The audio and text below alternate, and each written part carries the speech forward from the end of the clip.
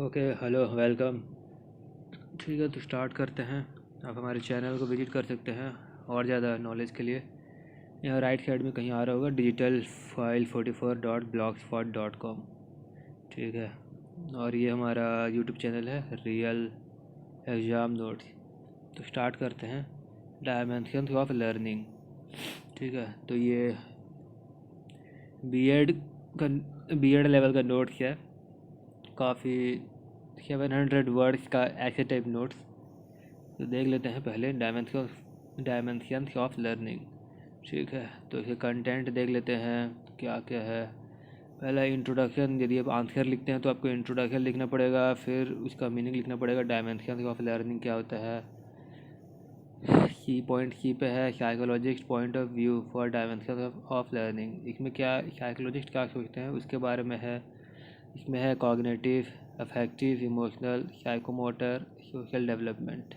ठीक है, तो या ये चारों ब्लूम्स का टैक्सोनॉमी आप पढ़े होंगे तो वहाँ से कनेक्ट कर सकते हैं। तो आगे देखते हैं। उसके बाद है वेरियस डायमेंशंस ऑफ लर्निंग। कौन कौन से वेरियस डायमेंशंस है। पहला देख लेते हैं एटीट्यूड एंड परसेप्शन। दूसरा acquire and integrate new knowledge. तीसरा एक्सटेंड एंड रिफाइन नॉलेज। चौथा यूजिंग नॉलेज मीनिंगफुली। पांचवा हैबिट्स ऑफ माइंड। आखिरी में है कंक्लूजन। सॉरी, ये पॉइंट ई आएगा, यहाँ पर मिस्टेक हो गया है। तो ठीक है, डिटेल्स देख लेते हैं। इंट्रोडक्शन आप अपने हिसाब से कुछ भी लिख सकते हैं, चाहे तो आप ये हमारा कॉपी पेस्ट कर सकते हैं। इसमें बस बताना है क्या लर्निंग क्या है, एक लाइफ लॉन्ग प्रोसेस क्या है, डायमेंशंस क्या होता है, कितने प्रकार के होते हैं, क्या क्या करना रहता है।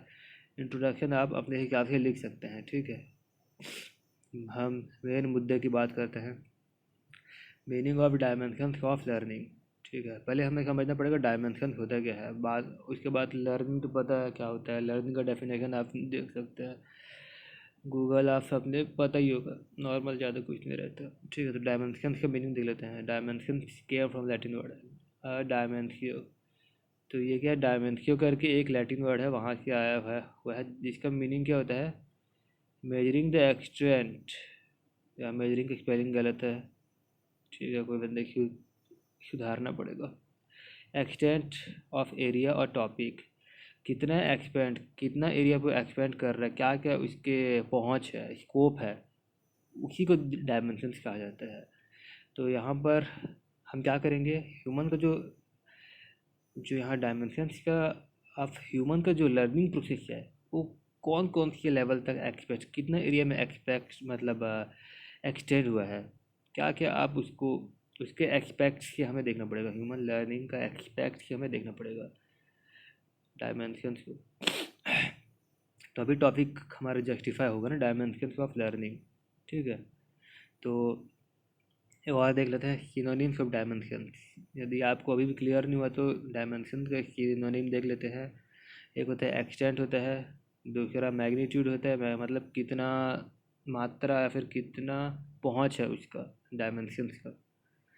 ये उसका सिनोनिम पर्यायवाची खासकर। Measuring area. ठीक है, तो इससे हमें क्या समझ पाता है, क्या समझ आता है। So the meaning of dimensions of learning is a comprehensive framework. Dimension of dimensions of learning क्या है, एक कॉम्प्रिहेंसिव क्या है, फ्रेमवर्क है, मॉडल है। क्या करता है, टू हेल्प एजुकेटर्स, जो कि हेल्प करता है एजुकेटर्स को, टू इम्प्रूव स्टूडेंट्स लर्निंग। क्या करता है, स्टूडेंट्स को लर्निंग को इम्प्रूव करता है through curriculum instruction and assessment. तो इसको तो सिंपल आप समझ सकते हैं, ज़्यादा कुछ है ही नहीं। ठीक, आगे देखते हैं। Psychologist point of view for dimensions of learning.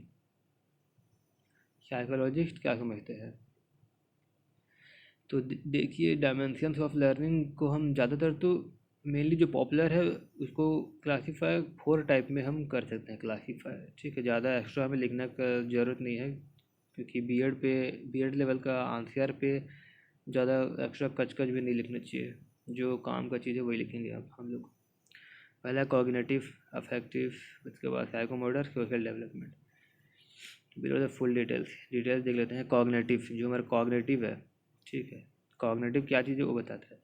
जो कॉग्निटिव होता है ना, ये हमारे मेंटल प्रोसेस, जो हमारे थिंकिंग कैपेबिलिटी, उसी से रिलेटेड होता है। Mental process, thinking capability, divergent thinking, जितने भी हम प्रॉब्लम सॉल्विंग टास्क करते हैं, जज करते हैं, एनालिसिस करते हैं, वो क्या करता है, वो क्या कहलाता है, कॉग्निटिव प्रोसेस कहलाता है। जो मेंटल वर्क रहता है कॉग्निटिव, उसी कहा जाता है, ठीक है। डेफिनेशन आप चाहे लिख सकते हैं। उसके बाद है अफेक्टिव इमोशनल। इसमें क्या होता है, जो ह्यूमन, जो आदमी, जो ह्यूमन, जो मानव है, उसका feelings, emotions, attitude, values, motivation, courage, जो इमोशनल फीलिंग्स है, उसी से रिलेटेड होता है। आप जान सकते हैं ये लर्निंग पे कैसे हेल्प करता है। अब गौर कीजिएगा, जब भी आपका मूड ख़राब रहता है तो आपको जाहिर है लर्निंग, आपको पढ़ने का मन नहीं करता, अब लर्न नहीं कर सकते, आपको मोटिवेट चाहिए, तो क्या करता है, फीलिंग भी आपका जो इमोशनल अफेक्टिव, आपको इमोशन भी बहुत काम आता है लर्निंग के लिए। सेम चीज़ यहाँ दिया गया है, ठीक है।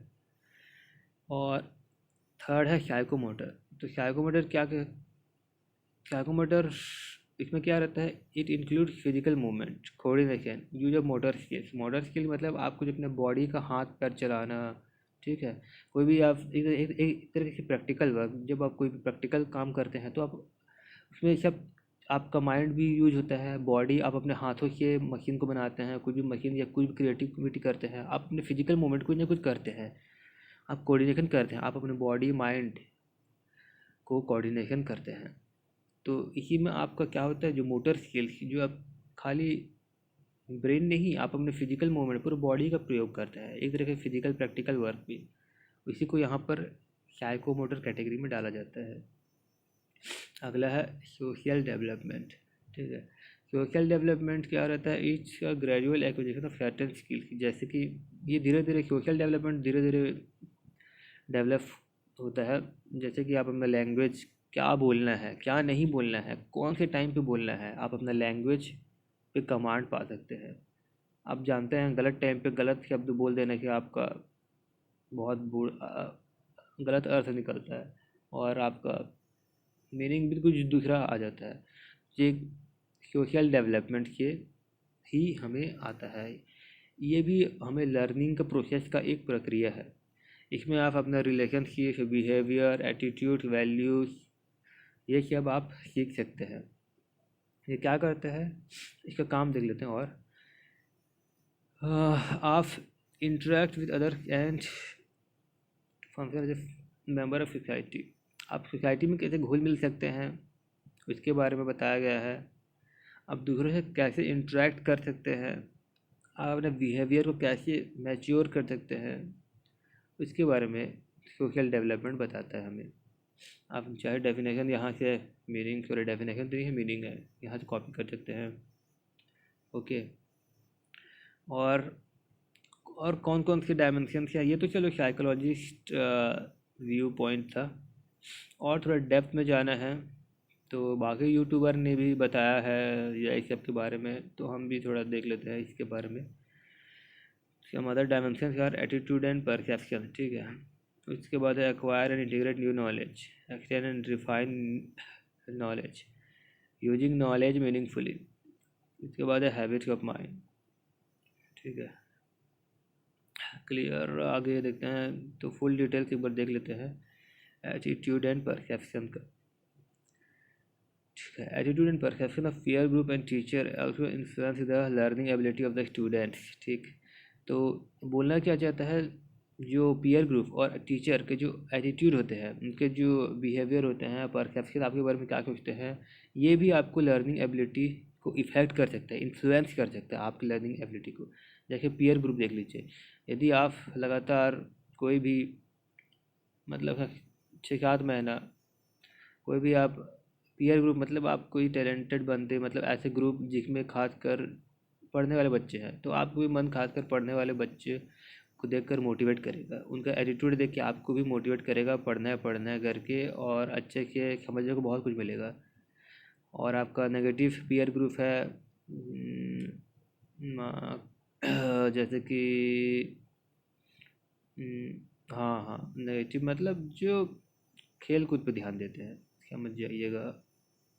तो उनका ध्यान खासकर खेल कूद पे रहेगा, पढ़ाई पे फोकस नहीं रहेगा, तो आपके माइंड सेट भी उसी हिसाब से उनके एटीट्यूड पे घुल मिल जाएगा। तो ये वही बताया जा रहा है। सेम चीज़ टीचर पर भी अप्लाई होता है। यदि आपको टीचर्स एनकरेज करेंगे, उनका एटीट्यूड आपको हेल्प करेगा। यदि बुरे टीचर है, आपको एनकरेज नहीं कर रहे हैं, तो आप पढ़ने पर भी ज़्यादा आपका मन नहीं करेगा। यहाँ देख सकते हैं जैसे कि एग्जांपल देख लीजिए, bad environment, unsafe condition classroom will disturb the learning ability. वही, आप क्लासरूम इन्वायरमेंट ही अच्छा नहीं है तो आप बिल्कुल नहीं पढ़ सकते। ये लिख के दे सकता हूँ मैं, पढ़ नहीं सकते आप कॉन्स्टेंटली, तो नहीं पढ़ सकते, आपको सेफ इन्वायरमेंट चाहिए। ठीक है, उसके बाद है चलो, स्टेप 1 तो कंप्लीट हो गया, एटीट्यूड एंड परसेप्शन। उसके बाद step 2 I mean point number 2 क्या था? Acquire and integrate new knowledge. तो ठीक है, आगे देख लेते हैं ये क्या होता है। Student will acquire some new knowledge and then he will try to integrate the old knowledge with new knowledge. तो ज़्यादातर देखे होंगे आप, स्टूडेंट नए नॉलेज को तो एक्वायर करते हैं, ग्रहण करते हैं, पर फिर क्या करते हैं, ओल्ड नॉलेज के साथ कंपेयर करते हैं कि मैं जो सीख रहा हूँ वो फ़ायदेमंद होगा या नहीं, पुराने वाले में क्या खासियत था, नए वाले में क्या खासियत है, जो नए नॉलेज में क्या खासियत है, ये दोनों एक दूसरे से कैसे रिलेटेड है। तो इंटीग्रेट करना और एक्वायर करना, ये इसी टॉपिक, इसका मीनिंग यही है, सिंपल है, ज़्यादा कुछ है ही नहीं इस पे, एक लाइन पे आप अंडरस्टैंड समझ सकते हैं। थर्ड क्या है? Extend and refine knowledge. नाम से पता चल रहा है एक्सटेंड, यहाँ दिया है once the new knowledge has been acquired integrated student need to expand those knowledge to higher level और dimensions। ठीक है, तो एक बार स्टूडेंट नया नॉलेज पा लेता है तो और इंटीग्रेट कर लेता है, तो अब आगे स्टूडेंट ये सोचता है इसको मैं कैसे एक्सपेंड कर सकूँ आगे, और कितना एक्स्ट्रा नॉलेज, जो भूख रहता है ना, नॉलेज की भूख, हाँ, उसको कैसे आगे बढ़ा सकूँ, इसके बारे में बताया गया है। Extend and refine knowledge, refine मतलब इसको और कैसे अच्छे से कर सकूँ, रिफाइन मतलब उसको फ़िल्टर, रिफाइन मतलब और उसको क्या बोलते हैं, शार्प या फिर फाइन, उसको पॉलिश, और अपने नॉलेज को कैसे पॉलिश करूँ, कैसे अच्छे से यूटिलाइज, आई मीन उसको समझ सकूँ, कैसे और अच्छे से समझ सकूँ, मतलब इसको नेक्स्ट अलग डायमेंशन, नेक्स्ट हायर लेवल पे कैसे पहुँचाऊँ। सेम चीज़ यहाँ दिया गया है। जो पढ़ते बच्चे ना होंगे वो तो रटने का काम करेंगे, ठीक है, लेकिन जो पढ़ाकू होंगे, जिनको समझने का शौक़ है, वो उसको नॉलेज को अपने नेक्स्ट हायर लेवल पे ले जाएंगे। ठीक है, तो नॉलेज है नो लिमिट। आप 12th क्लास में है फिर भी आप पीएचडी लेवल का तैयारी कर सकते हैं, पीएचडी लेवल के हिसाब से आप पढ़ सकते हैं। ओके, तो नॉलेज इज पावर। आगे देखते हैं, यूजिंग नॉलेज मीनिंगफुली। ठीक है, तो देखिए अब अभी तीनों पॉइंट तक हो गया, तो आपने नॉलेज एक्वायर कर लिया, रिफाइन भी कर लिया, फिर इसको क्या है, मीनिंगफुली कैसे यूज करना है उसके बारे में है। Learning will effective only when the student use the knowledge in real life situation. ठीक है, रियल लाइफ सिचुएशन में आपको नॉलेज कैसे प्रयोग में ला रहे हैं। पता चला आप इंजीनियरिंग किए हैं लेकिन आपको मन ही नहीं है इंजीनियरिंग, रियल लाइफ में कोई प्रयोग नहीं कर रहे हैं, तो आपको 4 साल इंजीनियरिंग का हल आपको मन में फील आएगा कि वेस्ट हो गया करके, लेकिन नॉलेज वो परमानेंट रहता है, आपके अंदर रहेगा, कभी ना कभी काम आएगा। बट ये यहाँ पर वही है, रियल लाइफ सिचुएशन में आपको नॉलेज कैसे आप प्रयोग कर रहे हैं। हम नॉलेज इस वजह से ग्रहण कर रहे हैं ताकि हम आगे फ्यूचर में रियल लाइफ में नॉलेज को प्रयोग करेंगे, एक अच्छा हायर डिसेंट अच्छा क्वालिटी वाला लाइफ जिएंगे करके हम नॉलेज को ग्रहण करते हैं। ठीक है, तो ये वही है, student need to take meaningful decision. ठीक है, मीनिंगफुली नॉलेज को कैसे यूज करना, इसमें दिया students needs to take meaningful decision. Student किस तरह का डिसीजन ले पा रहा है, सही और बुरा पे एनालिसिस कर पा रहे हैं या नहीं, able to solve any problem, वो प्रॉब्लम को रियल लाइफ जो कॉम्प्लेक्स सिचुएशन है, प्रॉब्लम को सॉल्व कर पा रहा है या नहीं। यदि कर पा रहा है तो समझ जाइएगा नॉलेज का मीनिंगफुल है, अदरवाइज नो यूज। आखिरी में है हैबिट ऑफ माइंड। ठीक है, तो आपने सब चीज़ कर लिया। हैबिट ऑफ माइंड मतलब आपको माइंड को ट्रेन करना है। आप एक बार पढ़ दीजिएगा और हैबिट पे नहीं लाएंगे तो आप भूल जाएंगे। ये उसी प्रकार है, प्रैक्टिस करना पड़ेगा आपको। Practice makes a man perfect. ठीक है। प्रैक्टिस के लिए हमें क्या करना पड़ेगा, चेंज इन हैबिट को बदलना पड़ेगा। Effective learning develop the power and productive habit of mind. It enable student to think carefully critically sorry think creatively and regulate their behaviour. Habits के आप अपने क्या कर सकते हैं, जो चीज़ आप नया चीज़ सीखे, एक्वायर किए, रिफाइन किए, सबको आप क्या कर सकते हैं, हैबिट्स की प्रैक्टिस कर सकते हैं, फाइन ट्यून कर सकते हैं। प्रैक्टिस नहीं करेंगे तो भूला जाएंगे, ये बात सच है। ठीक है। आखिरी में कंक्लूजन आप अपने हिसाब से भी लिख सकते हैं, चाहे तो कॉपी कर सकते हैं। At last it can be concluded that learning is never ending process. Dimensions का मीनिंग भी बहुत वास्ट है, और डायमेंशंस जो ऊपर में बताया गया है, कंक्लूजन आपने हिसाब से लिख सकते हैं या कॉपी कर सकते हैं। Okay, thank you, visit again.